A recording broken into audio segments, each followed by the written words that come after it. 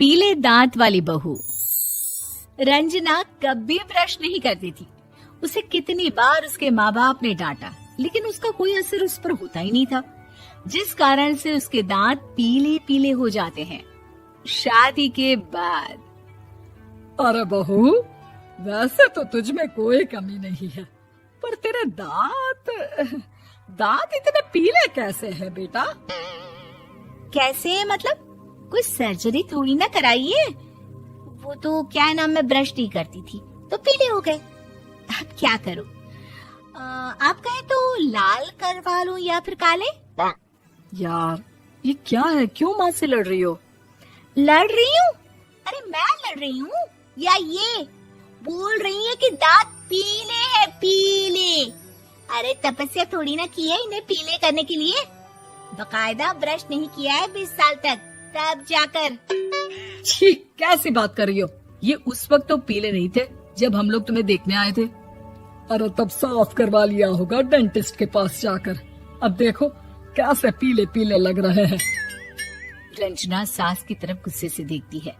फिर शुरू हो गई पीले पीले पीले। अरे पीले तो तब भी थे जब मेरे हाथ का रसगुल्ला उड़ा उड़ा कर खा रही थी और बोल रही थी, लड़की नहीं गुणों का खजाना दे रहे भाई साहब आप।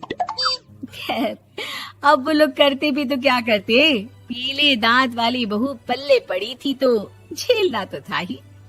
एक दिन कीर्तन में रंजना गाना गा रही थी। अरे कमला बहन, माँ का द्वार है, यहाँ तो सब शुद्ध होकर आते हैं, फिर अपनी बहू को ब्रश भी नहीं करवाती तुम। दूर से पीले पीले दांत भक्ति में बाधा उत्पन्न कर रहे हैं। अरे कोई 2 साल के बच्ची थोड़ी ना लेकर आई हूँ मैं बहू बनाकर। अच्छी खासी लड़की है, अरे कैसे करवाऊं ब्रश? ये तो उसे खुद करना चाहिए ना। अब माँ बाप तो इसके जैसे तैसे निपटा दिए, ये नहीं सोचा कि सास कैसे संभालेगी। सास बहू को लेकर घर आ जाती है, लेकिन सोच लेती है कि अब इसे लेकर कहीं नहीं जाएगी। अगले रोज बहू कहती है, अरे क्या हो गया, मंदिर नहीं जाना क्या? कीर्तन का वक्त हो रहा है। मेरी मधुर वाणी से कान्हा जी जागते हैं और सोते हैं। आप तो जानती है ना उनकी भक्ति में कितना मन लगता है मेरा। वो क्या है ना, तबीयत ठीक नहीं लग रही है मेरी, आराम करूंगी मैं। तबीयत ठीक नहीं लग रही? अभी तो मिथुन के गाने पर नाच रही थी आप, और अब बोल रही है कि तबीयत ठीक नहीं लग रही। अरे भक्ति में मन लगा लो सासू माँ, ऊपर जाना है, क्या मुंह दिखाओगी आप? हाँ? सास को बहू की बात पर गुस्सा आ जाता है। मैं क्या मुंह दिखाऊंगी, इसकी चिंता तो ना कर, समझी? अपने मुंह की चिंता कर, जो ये पीले पीले दांत लेकर हर जगह पहुंच जाती है। पता है लोग कितना मजाक बनाते हैं। ना जी ना, मैं नहीं जाना कहीं तेरे साथ। तो ये बात है। कोई ना, मत जाओ, मैं अपने कमरे में ही बैठकर भक्ति कर लूंगी। ऊपर वाला दांत थोड़ी ना देखता है, मन देखता है, भावना देखता है। और अरे बस बस, तू सब कुछ दिखा, बस ये सफेद चमकदार दांत ना दिखाना किसी को, है? जा यहाँ से। बहू को सास की बात का कोई फर्क नहीं पड़ता, वो तो जैसी थी वैसी ही रह जाती है। सुबह नहाकर किचन में खाना बनाना, फिर खाना खाना, कीर्तन भजन करना और सो जाना। एक दिन, माँ जी मैं सहेली के घर जा रही हूँ, शाम को लेट आऊंगी। हाँ हाँ तो जाना, मैंने कौन सा तेरी आरती करनी है घर पर बैठकर। रंजना सहेली के घर जाती है, जहाँ वो पार्टी में जाने की तैयारी कर रही होती है। अरे शिखा, कहाँ जाने की तैयारी कर रही है? मैं गलत वक्त पर आ गई क्या? अरे नहीं यार, उल्टा सही वक्त पर आ गया। मैंने ये साड़ी और ज्वेलरी निकाली है यार, शाम को इनके ऑफिस की एक पार्टी में जाना है। बताना कैसा लग रहा है ये सब? नहीं यार, इस ड्रेस के साथ तो वो वाली ज्वेलरी अच्छी लगेगी। हाँ हाँ सही बोल रही है, मैंने ध्यान ही नहीं दिया। वैसे तो हमेशा से मस्त फैशन सेंस रखती है। तो बड़ा जाती होगी ना पति के साथ पार्टी में। रंजना कुछ नहीं बोलती, बस सोचती है कि यार काश ये बात सही हो जाती, पर मैं क्यों नहीं जाती पार्टी में? क्या इन लोगों की कोई पार्टी होती नहीं होगी? रंजना घर आती है और रात में पति से सवाल करती है, एक बात बताइए, आप मुझे किसी पार्टी में क्यों नहीं ले जाते? क्या आपकी यहाँ ऑफिस में पार्टी नहीं होती?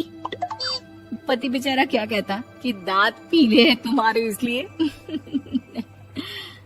अरे कोई पार्टी होती नहीं हम लोगों के ऑफिस में, तो कहाँ से लेकर जाऊं? और मार्केट, मॉल, कहीं वीकेंड घूमना, कहीं तो। अरे यार सारे हफ्ते में एक छुट्टी मिलती है, तो सोचता हूँ कि आराम ही कर लूं। क्यों? रंजना मन मार के रह जाती है। पहले कभी सास के साथ मंदिर जाया करती थी, लेकिन वो भी सास ने ले जाना बंद कर दिया। घर बैठी बैठी रंजना बोर हो जाती है। तभी उसे आइडिया आता है और वो मायके जाने का सोचती है। सासू माँ, 2 दिनों के लिए मम्मी के घर जा रही हूँ। अच्छा ठीक है, आराम से जा। और हाँ, माँ से कुछ अच्छी आदत सीख कर आना कि कैसे शरीर के हर भाग की तरह दांतों की सफाई भी जरूरी होती है, समझी? शुरू हो गई ना आप। वो लोग आपकी तरह नहीं है कि छोटी छोटी बात का बतंगड़ बना दे। उन लोगों के लिए मैं मायने रखती हूँ, ना कि मेरे पीले पीले दांत। रंजना माँ को बिना बताए उन लोगों को सरप्राइज देती है, लेकिन जैसे ही वो दरवाजे पर पहुंचती है, अंदर देखती है कि घर वाले कहीं जा रहे होते हैं। अब माँ, काश रंजना दीदी के दांतों वाली प्रॉब्लम नहीं होती, तो वो भी हम लोगों के साथ चलती ना बुआ जी की बेटी की शादी में। हाँ बेटा, लेकिन अब उसे कौन समझाए कि उसको उसके पीले दांत नहीं दिखते, लेकिन उसके आसपास के लोगों को कितना एम्बैरेसिंग फील कराते हैं। मुझे तो कितनी बार उसके स्कूल की टीचर ने शिकायत की कि उसके साथ कोई लड़की बैठना भी नहीं चाहती, और ना ही कॉलेज में कोई उससे बात करना चाहता था। लेकिन पता नहीं क्यों उसे ये बात समझ में ही नहीं आती। कोई कमी नहीं है उस लड़की में, बस यही कि दांत पीले हैं। वो तो भला हो जीजा जी और उनकी माँ का, जो दीदी को जैसी है वैसे ही रखा हुआ है। रंजना को अपने घर वालों की बात सुनकर बहुत दुख होता है। वो सोचती है कि वो क्या करे, लेकिन फिर वो सीधा डेंटिस्ट के पास जाती है, अपने दांत चमकाती है और कसम खाती है कि वो रोज ब्रश करेगी। अरे क्या हो गया?